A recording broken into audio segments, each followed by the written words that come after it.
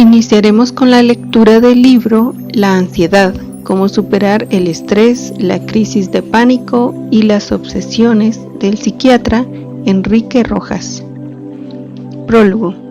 Hacer un libro sobre la ansiedad es una aventura apasionante para un psiquiatra, pero es también un reto difícil, sobre todo si uno quiere hacer un texto no muy extenso en el que entren los aspectos más importantes del tema, teniendo en cuenta que el término ansiedad ha sido reflotado, ha pasado al lenguaje de la calle y su uso es frecuente.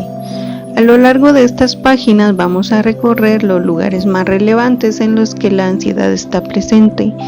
En las cartas de navegación se describen las líneas de viaje y los puertos donde hay que atacar. Esa es también mi pretensión, aclarar primero qué es la ansiedad, cómo se vive y cuáles son sus principales características. Después navegar por las aguas de que ella se derivan. Las fobias, las obsesiones, la hipocondría y las enfermedades psicosomáticas. La última parte del libro está dedicada al tratamiento, pues de nada valdría describir, analizar, detallar y clasificar si al final no se expusieran las rutas más destacadas para superar la situación. Todo tratamiento de la ansiedad debe hacerse mediante un diseño terapéutico tridimensional, biológico, psicológico y social. En las crisis de ansiedad casi todo es biológico o farmacológico. En las experiencias de ansiedad generalizada, buena parte del tratamiento es además psicológico, psicoterapia en sus distintas formas. Cuando en el fondo de la personalidad se instalan los conflictos y estos se devuelven en inquietud interior, aislamiento, incomunicación, vida monótona y ausencia de contacto interhumano, hay que añadir a los cauces anteriores medidas sociales o socioterapia. El hombre de nuestros días está cada vez más vacío y, a la vez, surcado de inquietudes y desasosiegos. Su paisaje interior es árido e ingrato, está desierto de fecundidad. Hemos pasado en unos años de la era de la ansiedad a la época de la depresión. La melancolía plantea sobre el hombre de la sociedad occidental, pero en la melancolía subyace la ansiedad. De alguna manera la alimenta. Este es el panorama. Ojalá estas palabras o páginas aclaren ideas y sugieran rumbos positivos. Prólogo de la nueva edición. Con estas son 25 ediciones de este libro. Al hacer una mirada retrospectiva, me doy cuenta de que el tema sigue teniendo una enorme actualidad. En los foros internacionales de psiquiatría siguen estudiando e investigando sobre la ansiedad desde las más diversas perspectivas, sus bases bioquímicas, los mecanismos psicológicos de la conducta y cognitivos que intervienen como factores desencadenantes y que favorecen que se pueda convertir en algo crónico, así como los nuevos abordajes en su tratamiento. Y por otra parte, el estrés, que es la forma moderna de la ansiedad y que consiste en el ritmo trepidante de vida, sin tiempo para nada más que para trabajar. Si la vida es un arte, aquí todo es trabajo y trabajo sin parar. En las grandes ciudades se invierte a menudo lo que debe ser la vida, vivir para trabajar y para ganar dinero. Los grandes argumentos de la existencia deben ser cubiertos de forma armónica y constituyen los grandes asuntos que debe recorrer la propia travesía. Amor, trabajo, cultura, amistad y sentido de vida que lo envuelve todo. Es importante a cierta altura de la vida que seamos capaces de detenernos al borde del camino y pensar cómo vamos. Dicho en otras palabras, hacer balance existencial. Haber y debe, y cada segmento de nuestra travesía rinde cuenta de su viaje, expresa cómo hemos tallado cada uno de los segmentos, Para que todo eso funcione de esa manera equilibrada, es fundamental que la vida tenga unidad y, dicho de otro modo, que exista en ella el menor número posible de contradicciones internas. Estamos en una época mundial en donde se entrecruzan tres grandes epidemias de distinto signo, pero con territorios precisos de confluencia. La era de la ansiedad, la era de la depresión y la era del desamor. Cada una tiene su voz propia, pero se cuela en el campo de la otra. Sus tres notas son inquietud, tristeza y no saber construir un amor sólido y consistente. El destino sirve las cartas, lo importante no es tenerlas buenas, sino saber jugarlas. Enrique Rojas, 24 de noviembre 2008. Introducción. La ansiedad del hombre de hoy. Estamos en la era psicológica. Al final del siglo se puede afirmar sin temor a exagerar que el mundo se ha psicologizado. Cualquier análisis de la realidad que se precise va a descansar en el fondo sobre elementos psicológicos. ¿Por qué? ¿Qué ha pasado para que se haya operado este cambio tan marcado? ¿Cuáles podrían ser las claves que expliquen este fenómeno? No se puede dar una respuesta sencilla que resuma todo lo que está sucediendo. Son muchos los factores que han originado esta instalación en el campo de la psicología de una gran parte de la humanidad. Para relacionar esto hay que señalar las luces y las sombras de nuestra época actual. Tenemos haber y debe positivo y negativo. Por una parte están los grandes avances alcanzados, las cimas a las que accediendo el hombre en estos últimos años, el despegue de la ciencia moderna, la acelerada tecnificación que nos ha permitido conquistar metas hasta ahora insospechadas, la revolución informática, que es capaz de simplificar los sistemas de ordenación y procesamiento de datos. También hay que subrayar la denominada revolución de las comunicaciones, que ya no hay distintas en el mundo y en pocas horas nos plantamos en el otro extremo de la Tierra. Esto era hace solo unos años algo impensable. De otro lado, se han despertado muchas conciencias dormidas, tales como los derechos humanos, la democratización de una mayoría de países que viven en libertad y la progresiva preocupación por la justicia social, que ha llevado a una equidad mayor por un lado y a la existencia de una clase media cada vez más sólida y estable por otro. Los altos niveles de confort y bienestar han cambiado la vida del ser humano de nuestros días, sobre todo si lo comparamos con el de principios de siglo o si nos remontamos a la última etapa del siglo XIX. Hay que señalar también en este balance positivo la riqueza cultural de la actualidad que va desde la música a la literatura, pasando por la pintura, la escultura, la ordenación de nuevos y grandes museos, la conciencia ecológica que demuestra una nueva sensibilidad por la naturaleza, los espacios verdes y su posible degradación y además la nivelación o paridad de la consideración hombre y mujer.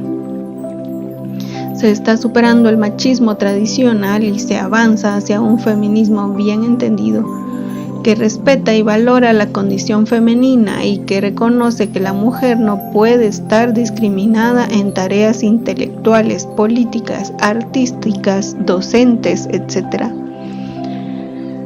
Pero en la cultura occidental actual hay sombras importantes, algunas insospechadas, sorprendentes. Los sismos más importantes son los siguientes. De un lado, el materialismo. Solo cuenta aquello que es tangible, que se toca y se ve.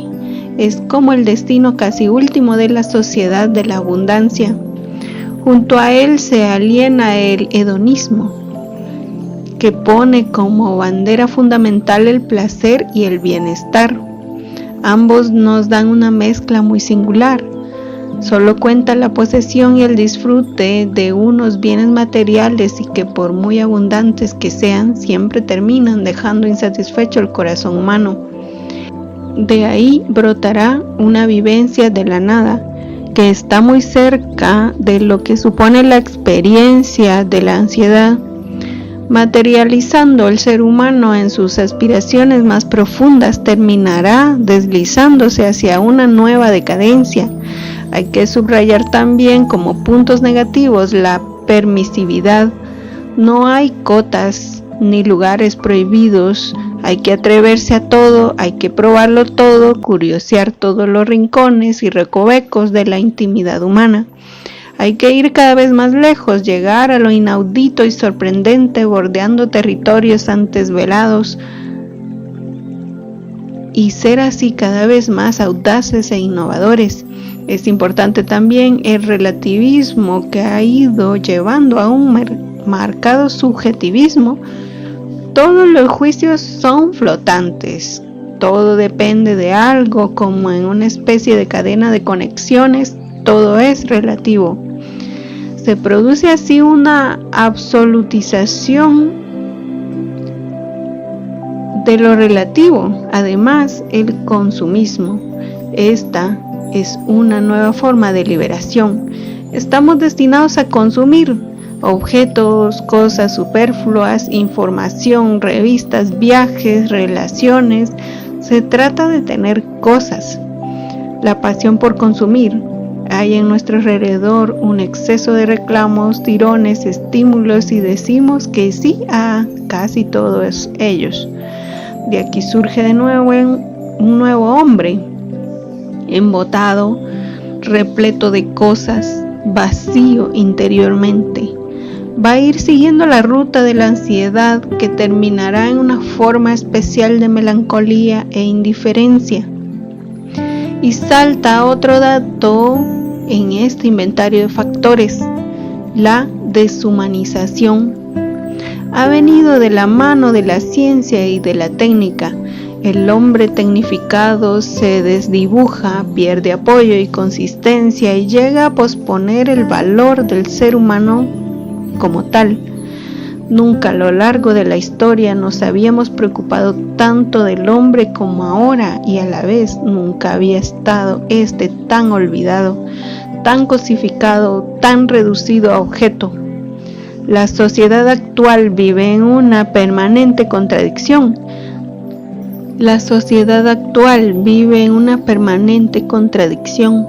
Dice una cosa y hace la contraria. Predica unas teorías y en la práctica pone en juego todas muy distintas. Entramos así en una cierta masificación, gregarismo, todos decimos lo mismo, los mismos tópicos y lugares comunes. Así se alcanza una nueva cima desoladora y terrible, la socialización de la inmadurez, que va a definirse por 3 notas muy especiales: la desorientación, es decir, el no saber a qué atenerse, el carecer de criterios firmes, el flotar sin brújula, el ir poco a poco a la deriva, la inversión de los valores, esto es una nueva fórmula de vivir, el atreverse a diseñar la vida con unos esquemas brillantes y descomprometidos, pero sin fuerza, en una especie de ejercicio circense parecido al más fácil todavía, pero en aras de una libertad voceada y ruidosa. Y en tercer lugar, el vacío espiritual que no comporta ni tragedia ni apocalipsis. Como vemos, la ansiedad va surgiendo de aquí y de allá en este recorrido analítico, pero hay más aspectos que caracterizan esta cultura occidental de nuestros días y que no quisiéramos pasar por alto. Hay que mencionar la exaltación del erotismo y la pornografía inflados y a la carta. El ser humano queda rebajado, envilecido, reducido a la categoría de objeto. Es el sexo máquina, orgía repetitiva y sin misterio. Se consume sexo y al final asoma de nuevo un vacío que es hartura y cansancio del ejercicio del sexo trivializado, convertido en un bien de consumo sofisticado. Los mercaderes del sexo ofrecen sus mercaderías, atreviéndose cada vez ir más lejos y llegar casi al límite de la destrucción de lo más humano del hombre. El autor francés Gilles Lipovetsky ha definido esta época como la era del vacío, y Alan Finkielkraut concluye así: la sociedad finalmente convertida en adolescente prefiere definirla como sociedad del cinismo. Este es el nihilismo de nuestros días. Decían los existencialistas que la angustia era la vivencia de la nada. Se saboreaban del vacío y la ausencia de contenidos, en la disolución por ausencia. Todo es hueco, alguna, laguna, vaciedad, desierto. En la versión moderna, esta es su anatomía interna, nihilismo, que se define en versión inglesa como apatía, new look, desprecio de todos los valores superiores, indiferencia pura. Es el desierto posmoderno. Se cumple el diagnóstico de Nietzsche, aunque con un poco de retraso: elogio del pesimismo y la exaltación del absurdo. Etapa decadente de apatía de las masas, indiferencia por la saturación de casi todo. Esto ocurre en la mayoría de los campos, pero se observa con especial claridad en el campo de la información. Plétora informativa, vertiginosa y detallada, que termina por ser abrumadora, coyuntural, sin conclusiones personales, sin emociones duraderas. Información no formativa. No conduce a conseguir un hombre mejor, más completo, rico, denso y más preparado. Al contrario, llegamos a una versión opuesta: el hombre débil, sin criterio, anestesiado por tanta noticia, dispar, incapaz de hacer una síntesis de todo lo que le llega de aquí y de allá. El destino de todo esto apunta hacia una banda de transición que va de la melancolía a la desesperación, de la ansiedad al suicidio. En conclusión, la vida no merece la pena, o es tan banal que el hombre moderno de la cultura occidental vive sin referencias ni puntos de apoyo sólidos. La existencia se hace insostenible. Hay una novela que resume de alguna manera este tipo de vida. Es el premio Nobel Saúl Bellow y se llama Herzog. Narra la vida de un profesor de universidad divorciado por 3 veces, que está siempre decaído y sumido en unas brumas ansiosas. Se pasa el día medio tumbado y se escribe cartas a sí mismo diciéndose cómo se encuentra ahí haciendo a retazos un balance de su vida. Desde esa posición personal va construyendo una semifilosofía de vida. Y no hay rebelión. Hemos pasado de los conflictos de la era de la ansiedad y de la depresión. Se ha ido entronizando la apatía, la dejadez y una especie de neutralidad asfixiante. Para completar el mosaico de contradicciones, por otra parte, el hombre de nuestros días muestra una enorme curiosidad por todo. Quiere saber lo que pasa, lo que sucede aquí y allá, y estar atento y captar los cambios y movimientos que se suceden. Todo le interesa, pero no construye nada o casi nada, ni humaniza al hombre. En una banalización general, contradictoria y sin brío. Se llega a vivir sin ideales, sin objetivos trascendentes, con la sola preocupación por encontrarse a sí mismo y a disfrutar la vida a costa de lo que sea. Y que pasen los días. La imagen de Woody Allen planea sobre el hombre moderno a modo de síntesis. Este es el panorama. De ahí emergen los sentimientos predominantes de forma colectiva, la melancolía y la ansiedad. El diagnóstico decadente de la cultura occidental queda rubricado por estas dos notas afectivas. Europa agoniza. Ella, que había sido una escuela excepcional de civilización, pero algo parecido ha ocurrido en los países más desarrollados del mundo libre no europeo. Estados Unidos, Canadá, Australia, Nueva Zelanda, Japón y algún otro constituyen también un exponente similar, aunque con pequeñas diferencias.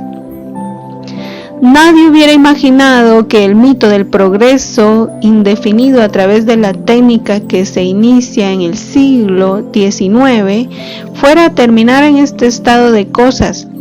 Creyeron que la máquina sustituiría el trabajo del hombre, con lo que éste disponía de mucho más tiempo para cultivar su ocio.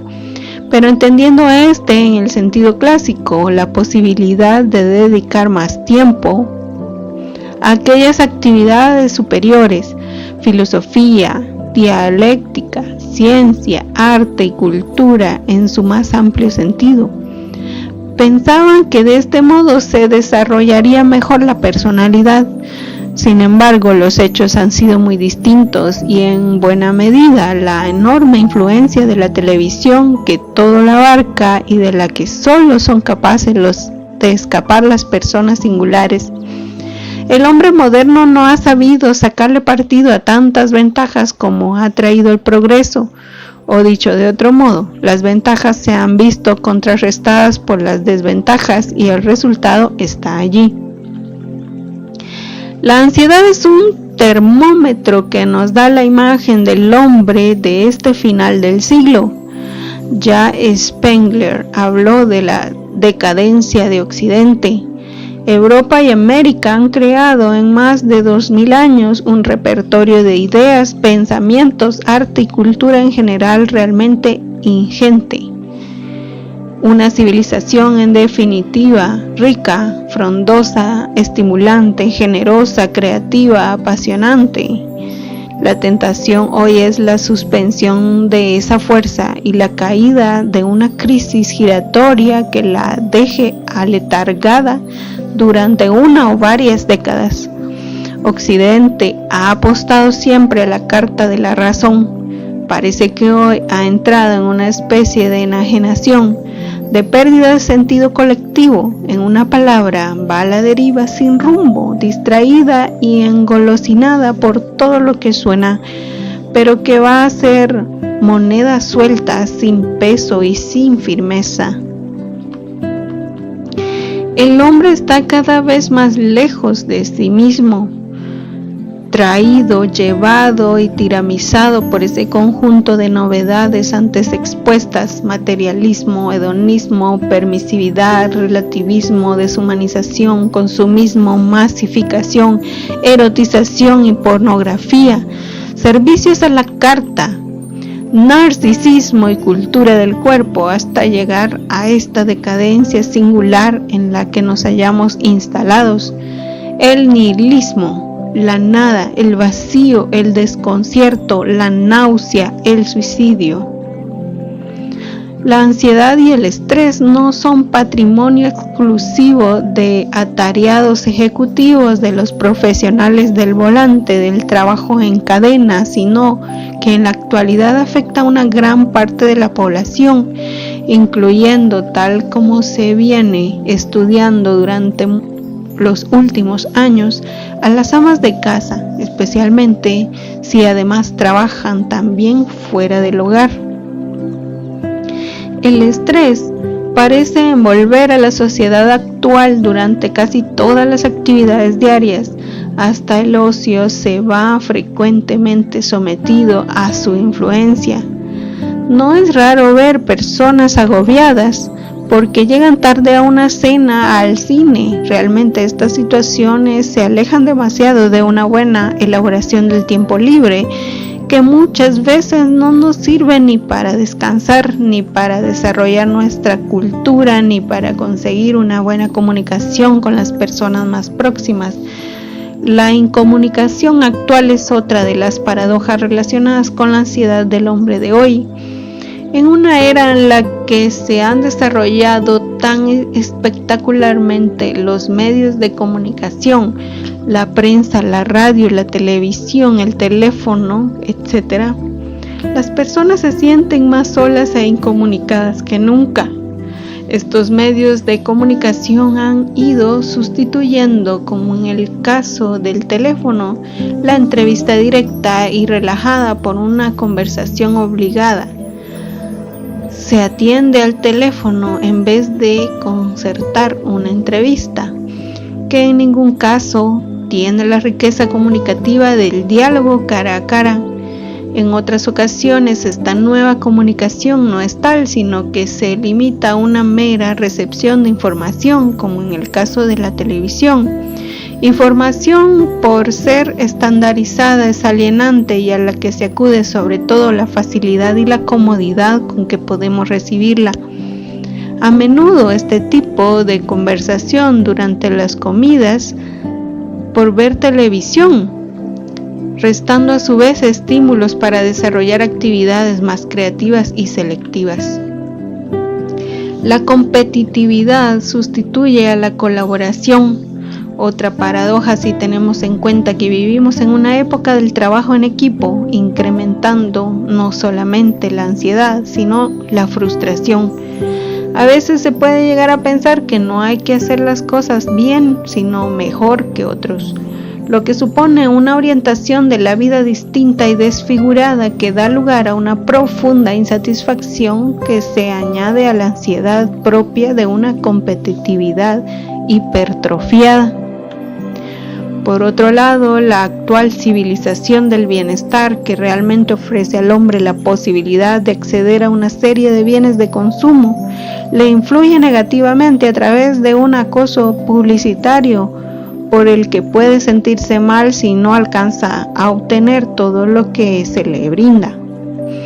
Es más, estos bienes de consumo se sirven cargados de una imagen simbólica subliminal por la cual el objeto cobra un doble valor, ya que intenta simbolizar el triunfo, la pertenencia a determinado estrato social, la belleza, etc.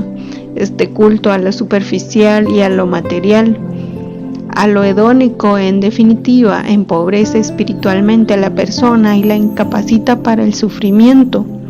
Cada vez el dolor es más temido, incluso de forma anticipada, y para asumir la muerte cada vez hay más hipocondríacos. Entonces brota la ansiedad ante la menor amenaza de enfermedad, de incomodidad, de fracaso económico, de pérdida de la belleza, incluso de vejez.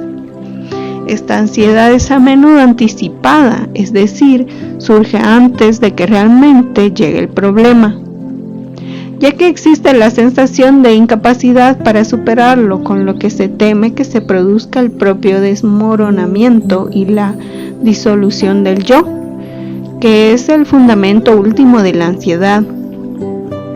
Además, todo este conjunto de circunstancias hace que el hombre se olvide de reflexionar con una cierta profundidad sobre sí mismo, sobre lo que realmente quiere y pueda así elaborar un proyecto coherente de vida.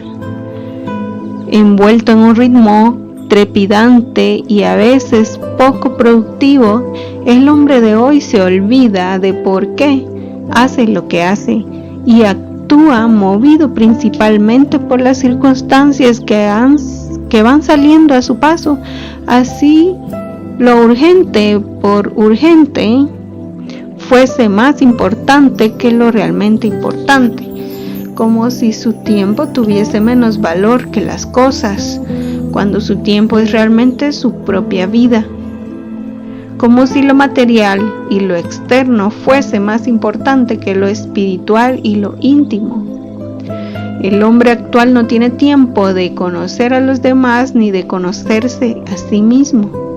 Incluso, a veces, pasado el tiempo, Un día se da cuenta de que ni siquiera se reconoce, de que se ha ido transformando en un desconocido y queda profundamente desorientado al hacer un balance existencial. Excursión etimológica.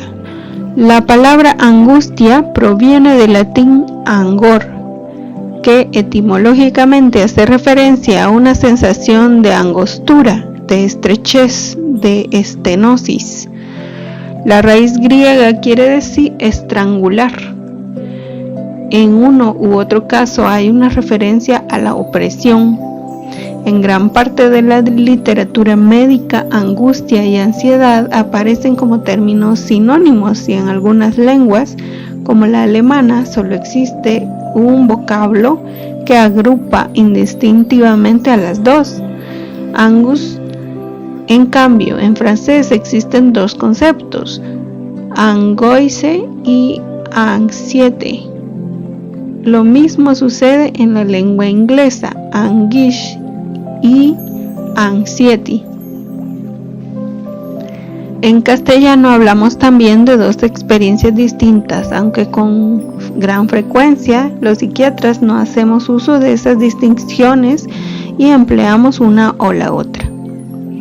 En el diccionario ideológico de Cáceres nos encontramos con lo siguiente: angustia, aflicción, congoja, ansiedad, estado de desasosiego o agitación del ánimo. En el diccionario de Molière leemos angustia, intranquilidad, compadecimiento intenso. Por ejemplo, por la presencia de un peligro o la amenaza de una desgracia. Agobio, desazón, malestar causado por la sensación de no poder desenvolverse. Malestar físico intenso no causado por un dolor determinado que produce una sensación de no poder vivir. Ansiedad, estado del que se ansía, preocupación o impaciencia por algo que ha de ocurrir.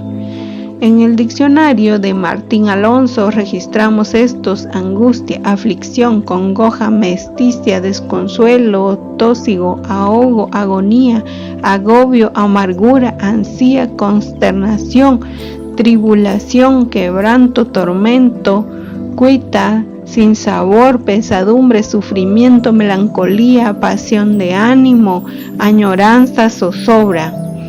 Ansiedad, ansía, congoja, fatiga, inquietud, anhelo, afán, sed, ardor, agonía. En cuanto a las sinonimias, vemos con Sainz de Robles las siguientes: angustia, ansía, aflicción, congoja, desconsuelo, desesperación, tormento, tristeza, pesar, indecisión, incertidumbre. Ansiedad, véase ansioso, ansioso, ambicioso, ávido, anheloso, apetente, anhelante, deseoso, vehemente. Y en ansia, agitación, alarma, perplejidad, preocupación, intranquilidad, congoja, inquietud, desasosiego, temor, sospecha. El concepto de ansiedad. Al enfrentarnos a todos estos conceptos, parece que destacan de entrada algunas distinciones, siempre teniendo bien presente que tanto angustia como ansiedad van a participar de una vivencia nuclear común. Si seguimos un criterio cuantitativo, podemos realizar una cierta gradación de los fenómenos inquietantes, entre los que cabe situar tres eslabones ordenados de menos a más: el miedo, la ansiedad y la angustia. El miedo.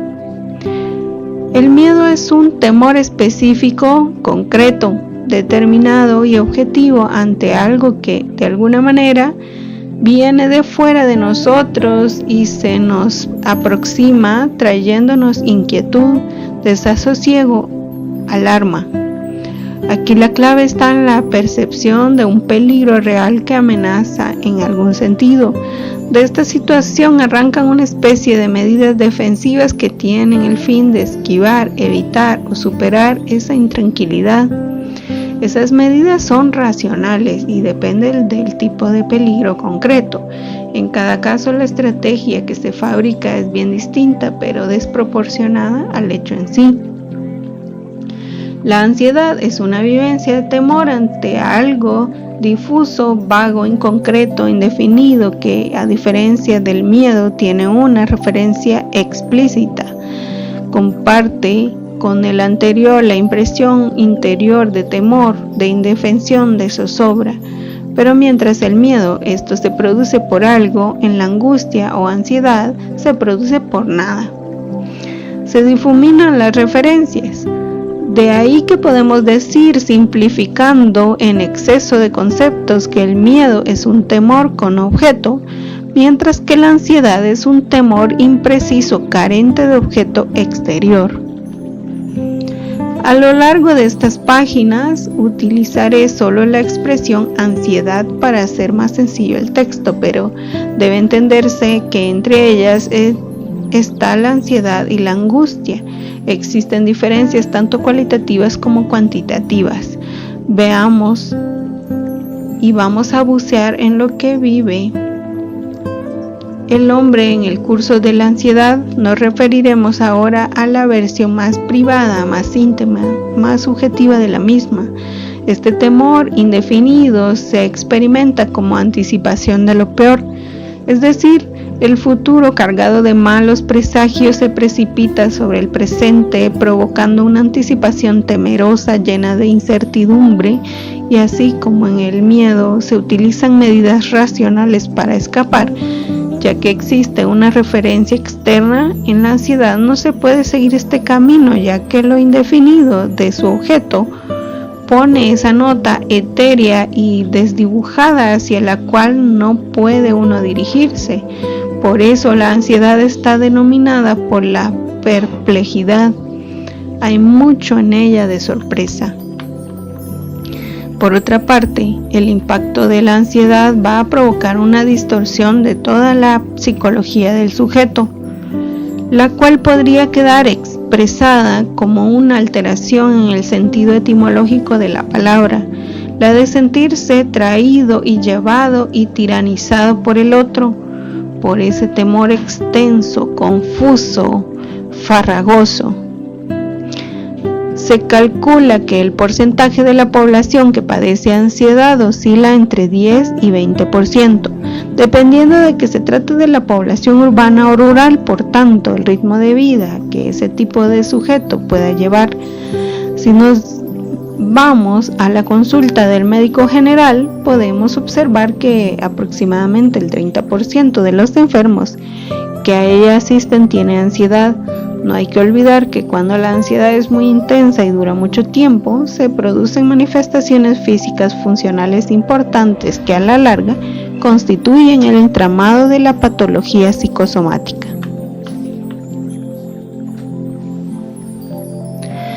La ansiedad es una manifestación esencialmente afectiva. La ansiedad es una manifestación esencialmente afectiva. Esto quiere decir que se trata de una vivencia, de un estado subjetivo o de una experiencia interior que podemos calificar de emoción, con las características apuntadas para la misma. A esto se añade un estado de activación neurofisiológica, arousal en el lenguaje anglosajón, que consiste en una puesta en marcha de los mecanismos que controlan la vigilancia, fundamentalmente córtico-subcorticales, pero mediatizados por la formación reticular. La consecuencia va a ser ese estado de alteración antes mencionado y que en términos de la psicología empírica denominamos hipervigilancia. La psicofisiología aquí seguida es similar a la del miedo y no es otra cosa que una defensa organizada frente a estímulos que rompen el equilibrio fisiológico. Al mismo tiempo, esta ansiedad es adaptativa, ya que ayuda a enfrentarse, si su intensidad no es excesiva, a ciertos requerimientos y exigencias concretas de la vida. Esto entra de lleno dentro del campo de la motivación, Ahora bien, la ansiedad libre y flotante del neurótico fásico es ya otra cosa y tiene otra lectura. No es adaptativa. Antes, al contrario, provoca respuestas de evitación e inhibición, manteniendo un estado de alerta de forma prolongada sin que ya sea realmente necesario.